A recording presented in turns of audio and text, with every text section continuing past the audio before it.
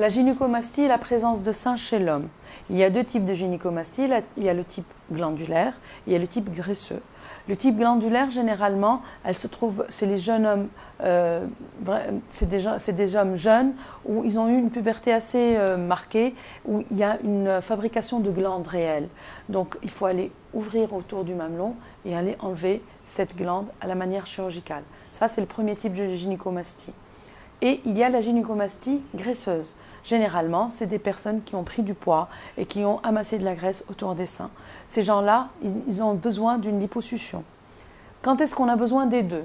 Quand généralement, on a eu dans la puberté une croissance des seins et on a pris du poids dessus, généralement, on a besoin des deux opérations. C'est-à-dire qu'on est obligé d'aller enlever la graisse et on est obligé d'aller enlever la glande.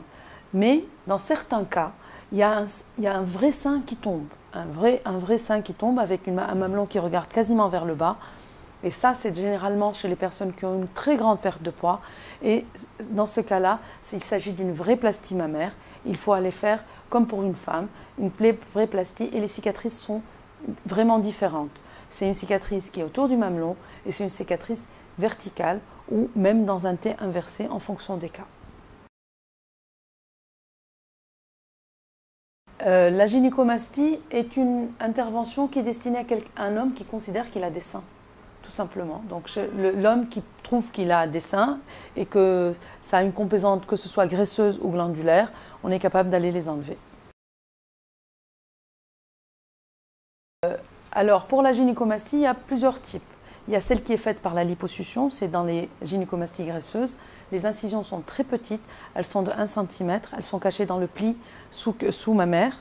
Par contre, il y a la gynécomastie glandulaire où le sein présente une vraie glande mammaire, on est obligé d'aller l'enlever. Et la cicatrice, c'est la même cicatrice que dans une augmentation mammaire, elle est en demi-lune sur le mamelon. Il y a aussi la gynécomastie avec une ptose mammaire réelle, où il y a plusieurs types.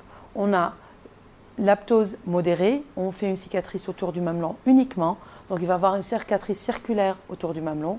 Il y a aussi la ptose modérée ou moyenne, où on va se retrouver avec une cicatrice verticale. Et il y a la grande ptose, où le mamelon regarde quasiment en bas, on est obligé de faire un T inversé, une cicatrice autour du mamelon et un T inversé qui va dans le pli sous mammaire.